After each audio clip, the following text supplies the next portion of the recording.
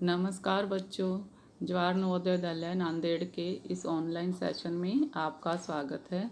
आज हम कक्षा 7वीं की विषय हिंदी की पाठ्य पुस्तक वसंत भाग 2 की पहली कविता, जिसका शीर्षक हम पंछी उन्मुक्त गगन के है, का भाग 4 पढ़ेंगे। इस भाग में हम आपकी वसंत की पुस्तक में से पृष्ठ संख्या 2 में कविता से प्रश्न उत्तर हैं। उसमें से पहला प्रश्न है जिसका पुनरावर्तन हम इस भाग में करेंगे। पिछले भाग में ये हम प्रश्न उत्तर पढ़ चुके हैं, दोबारा से आज इसका पुनरावर्तन करेंगे। पहला प्रश्न है, हर तरह की सुख सुविधाएं पाकर भी पक्षी पिंजरे में बंद क्यों नहीं रहना चाहते। सुख सुविधाएं यानी कि पिंजरे में अगर पक्षियों को पानी दिया जाए, खाना दिया जाए, लेकिन फिर भी वो पिंजरे में बंद क्यों नहीं रहना चाहते। तो इसका उत्तर ये है कि पक्षी के पास वो सारी सुख सुविधाएं हैं जो उनके जीवन के लिए आवश्यक है, जैसे कि पानी और खाना, परंतु वह स्वतंत्रता नहीं है जो उन्हें प्रिय है। वे इस खुले आकाश में आज़ादी पूर्वक उड़ना चाहते हैं। इस प्रकार की उड़ान उनमें नई उमंग व प्रसन्नता भर देती है जो पिंजरे की सुख सुविधाएं नहीं दे सकती। इसलिए हर तरह की सुख सुविधाएं पाकर भी पक्षी पिंजरे में बंद नहीं रहना चाहते हैं कि पिंजरे में बंद होकर वे अपनी वो सारी उमंग और खुशियां खो देंगे जो कि वे खुले आकाश में उड़कर प्राप्त कर सकते हैं। कविता से में दूसरा प्रश्न है, पक्षी उन्मुक्त रहकर अपनी कौन कौन सी इच्छाएं पूरी करना चाहते हैं। कविता में आपने पढ़ा था कि पक्षी उन्मुक्त रहकर यानी कि स्वतंत्र रहकर आकाश में उड़कर जंगल की कड़वी निबोरी खाना चाहते हैं। कड़वी निबोरी नीम के कड़वे फल खाना चाहते हैं। प्रकृति के सुंदर रूप का आनंद लेना चाहते हैं। खुले नीले आकाश में उन्मुक्त उड़ान भरना चाहते हैं। वे नदियों का शीतल जल पीना चाहते हैं। वे तो क्षितिज के अंत तक उड़कर जाना चाहते हैं। इसके लिए उनको अपने प्राणों की भी चिंता नहीं है। कविता से तीसरा प्रश्न है, आपको इन पंक्तियों का भाव स्पष्ट करना है यानी कि अर्थ बताना है। पंक्तियां हैं, या तो क्षितिज मिलन बन जाता या तनती सांसों की डोरी। तो क्षितिज मिलन बन जाता, क्षितिज का अर्थ क्या है कि जहाँ धरती और आकाश मिलते हैं। तो पक्षी क्षितिज के अंत तक जाने की लालसा रखते हैं, यानी कि आकाश में ऊपर ऊंचाई तक उड़ना चाहते हैं और जहाँ क्षितिज धरती और आकाश मिलते हैं वहाँ तक उड़ान भरना चाहते हैं। फिर चाहे उन्हें किसी भी स्थिति का सामना क्यों ना करना पड़े, कि चाहे उन्हें अपने प्राण क्यों ना त्याग देने पड़े, आसमान में ऊंची उड़ान भरते समय वो चाहते हैं या तो आज वह क्षितिज का अंतिम छोर ही प्राप्त कर ले। अंतिम छोर यानी कि क्षितिज की सीमा को ही छू ले, अन्यथा अपने प्राणों को न्यौछावर कर दे। कि या तो वे अपने प्राण त्याग देना चाहते हैं या क्षितिज के अंतिम छोर को छू लेना चाहते हैं, लेकिन वे पिंजरे में बंद नहीं रहना चाहते। आपकी पाठ्य पुस्तक में कविता से के बाद कविता से आगे ये प्रश्नोत्तर है। ये प्रश्नोत्तर आपको अपनी नोटबुक में लिखने हैं। इसका पहला प्रश्न है, क्या आपने या आपकी जानकारी में किसी ने कभी कोई पक्षी पाला है? उसकी देखरेख किस प्रकार की जाती होगी, लिखिए। इस प्रश्न में आपको लिखना है कि अगर आपने कभी किसी को या आपके पड़ोस में या आपके घर में कोई पक्षी पाला है तो उसकी देखरेख वो कैसे करते हैं उसके बारे में लिखना है। जैसे कि अगर कोई पक्षी पालते हैं तो पिंजरे में पक्षियों के खाने के लिए क्या क्या रखते हैं। अगर तोता पालते हैं तो तोते को जैसे हरी मिर्च पसंद है, उसको दाने खिलाए जाते हैं। कबूतर पालते हैं तो उसको दाने खिलाए जाते हैं। कटोरी में पानी रखा जाता है। तो किस तरह से पक्षियों की पिंजरे में देखभाल की जाती है उसके बारे में आपको लिखना है। और आपने ये भी बताना है कि क्या पक्षी क्या करते हैं पिंजरे में, कैसा उनको लगता है। और पिंजरे में अगर पक्षियों को रखा जाता है तो रोज़ उनका काम किया जाता है। पिंजरे की रोज़ सफाई की जाती है, दाना रखा जाता है, पानी रखा जाता है। तो आपने आपकी जानकारी में अगर किसी ने कोई पक्षी पाला है तो उसकी देख रेख किस प्रकार की जाती है, इसके बारे में लिखना है। कविता से आगे दूसरा प्रश्न, पक्षियों को पिंजरे में बंद करने से केवल उनकी आज़ादी का हनन ही नहीं होता। हनन का अर्थ है आज़ादी ही नहीं छीनती, अपितु पर्यावरण भी प्रभावित होता है। इस विषय पर 10 पंक्तियों में अपने विचार लिखिए। अगर हम पक्षियों को पिंजरे में बंद करेंगे तो क्या होगा कि उनकी आज़ादी छीन जाएगी, लेकिन इससे केवल आज़ादी नहीं छीनती, हमारा पर्यावरण वातावरण भी प्रभावित होता है। इसका जो प्रभाव है वो पर्यावरण पर भी पड़ता है। तो क्या प्रभाव पर्यावरण पर पड़ता है, इस पर आपको अपने विचार लिखने हैं। अगर पक्षियों को हम पिंजरे में बंद करेंगे तो पक्षियों को पिंजरे में बंद करने से पर्यावरण पर प्रभाव पड़ता है, क्योंकि पक्षी पर्यावरण को साफ करने में और संतुलन बनाने में सहायता करते हैं। पक्षी पर्यावरण में वातावरण में सड़े गले पदार्थों को खाते हैं। इसके अलावा जो हानिकारक कीट पतंगे होते हैं, कीटाणु होते हैं, उनको भी खाते हैं। इससे पर्यावरण में संतुलन बना रहता है।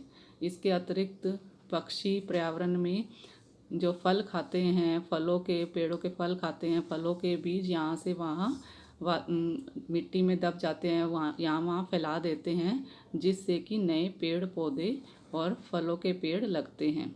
इस तरह से पक्षी पर्यावरण को संतुलन बनाने में काफ़ी सहायक होते हैं। अगर हम पक्षियों को पिंजरे में बंद कर देंगे तो ये पर्यावरण का सारा संतुलन बिगड़ जाएगा। इसलिए पक्षियों को पिंजरे में बंद नहीं करना चाहिए, इससे उनकी आज़ादी भी छीनती है और पर्यावरण भी प्रभावित होता है। तो इस तरह से आपको अपने विचार 10 पंक्तियों में लिखने हैं। अगला प्रश्न है अनुमान और कल्पना। क्या आपको लगता है कि मानव की वर्तमान जीवन शैली और शहरीकरण से जुड़ी योजनाएं पक्षियों के लिए घातक है? मानव की वर्तमान जीवन शैली का अर्थ है कि अभी जो हमारा जीवन है, जिस तरह से हम जीते हैं, और शहरीकरण की अभी जो सब वो शहरीकरण हो रहा है, पेड़ों को काट कर इमारतें बन रही है और कारखाने बढ़ रहे हैं, जिसके कारण शहरीकरण के कारण पक्षियों को रहने के लिए पेड़ नहीं मिल रहे हैं, उनका घोंसला बनाने के लिए स्थान नहीं मिल रहा है। तो ऐसे पक्षियों के ऊपर भी उन पर गहरा प्रभाव पड़ रहा है और वो कई पक्षियों की प्रजातियां भी विलुप्त होती जा रही हैं। तो पक्षियों से रहित वातावरण में अनेक समस्याएं उत्पन्न हो सकती हैं। इन समस्याओं से बचने के लिए हमें क्या करना चाहिए? अगर शहरीकरण किया जाएगा तो पक्षियों को रहने के लिए अगर पेड़ काटे जाएंगे, शहरीकरण बढ़ेगा और कारखाने बढ़ेंगे, तो उनके कारखानों का जो कचरा है वो नदियों में मिलता है और इसके अलावा वातावरण दूषित होता है, जिसका पक्षियों के स्वास्थ्य पर प्रभाव पड़ता है। और जो खेतों में फसल किसान बोते हैं उसमें कीटनाशकों का प्रयोग करते हैं और वही दाने या फल खाकर पक्षियों की स्वास्थ्य पर बुरा प्रभाव पड़ता है। इसके कारण ये सब शहरीकरण की जो कारण हैं वो पक्षियों के जाति के विलुप्त होने के कारण हैं। इस समस्याओं से बचने के लिए हमें क्या करना चाहिए कि पेड़ नहीं काटने चाहिए और पक्षियों के रहने के लिए उचित प्रबंध करना चाहिए। और इसके अलावा और क्या क्या कर सकते हैं कि पक्षियों के लिए हमें उचित वातावरण का निर्माण करना चाहिए, पेड़ नहीं काटने चाहिए और शहरीकरण से यानी कि जो कीटनाशक है उससे पक्षियों के लिए हानिकारक होते हैं, उन कीटनाशकों का प्रयोग नहीं करना चाहिए। इसलिए हमें इन समस्याओं को दूर करना चाहिए। आगे अनुमान और कल्पना का दूसरा प्रश्न है, यदि आपके घर के किसी स्थान पर किसी पक्षी ने आवास बनाया है और किसी कारणवश आपको अपना घर बदलना पड़ रहा है, तो आप उस पक्षी के लिए किस तरह के प्रबंध करना आवश्यक समझेंगे? लिखिए। यदि आप अपने घर को बदलना है, लेकिन आपके घर पर किसी पक्षी ने घोंसला बना रखा है, तो आप वो पक्षी के घोंसले की रक्षा करने के लिए, उसके अंडों की रक्षा करने के लिए क्या करेंगे?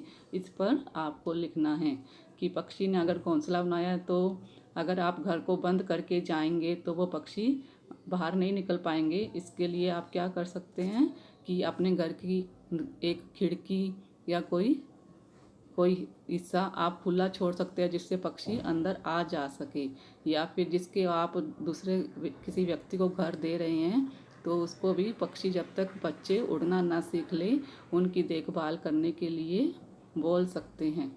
इस तरह से अगर आप और क्या कर सकते हैं, पक्षियों के लिए किस तरह के प्रबंध कर सकते हैं, इसके बारे में आपको लिखना है।